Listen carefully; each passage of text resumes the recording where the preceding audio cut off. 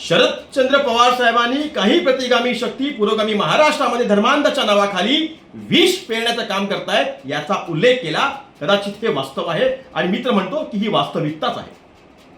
कारण आज अनेक कीर्तनकार महाराजांच्या माध्यमातून पुरोगामी महाराष्ट्रामध्ये धर्मांधाच्या नावाखाली विष पेरण्याचं काम अनेक सुपारीबाजांकडे सुरू झालेलं आहे आणि कदाचित याच्या पाठीमागे सुपारी बाज आहे.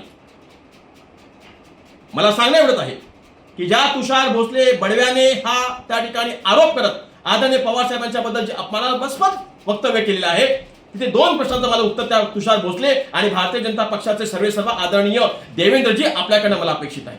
आता पहिला प्रश्न संत चोखामेळा, संत नामदेव, संत एकनाथ, संत तुकाराम, संत सावतामाई, संत गोरा कुंभार किंवा संत लतीफ शेख, संत मोहम्मद शेख यांच्याकडनं पुरोगामी महाराष्ट्रामध्ये वारकरी संप्रदायाचे विचार ज्या पद्धतीने पसरवले गेले हे तुम्हाला मान्य नाही का?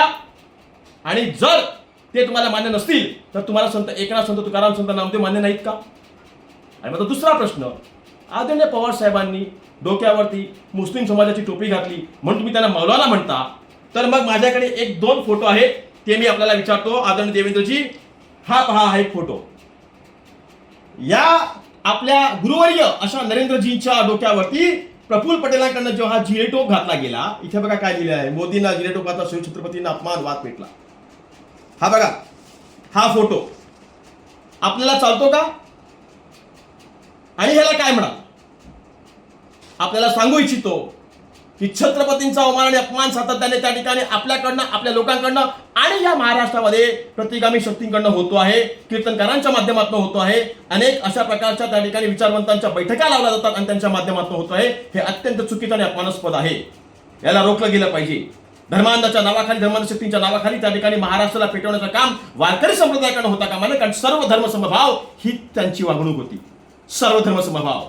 आणि हाच महाराष्ट्र पुरोगामी महाराष्ट्र म्हणून ओळखला जातो, अख्ख्या जगामध्ये ओळखला जातो.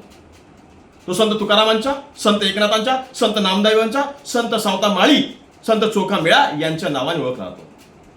अशा महाराष्ट्राला बदनाम करण्याचं काम त्या ठिकाणी कोणी करता कामा नये. आणि अशा प्रकारच्या विकृत मानसिकतेच्या लोकांना, जे कीर्तनकारांच्या नावाखाली या महाराष्ट्रामध्ये विष पेरत असतील, तर अशा लोकांना तात्काळ त्या ठिकाणी छत्रपती शिवाजी महाराजांच्या महाराष्ट्रामध्ये, स्वराज्यामध्ये त्या ठिकाणी देवेंद्र फडणवीस साहेब आपण त्यांना आवरलं पाहिजे. आणि या फोटोचं उत्तर जमलं तर बडवा तुषार भोसले यांनी द्यावं.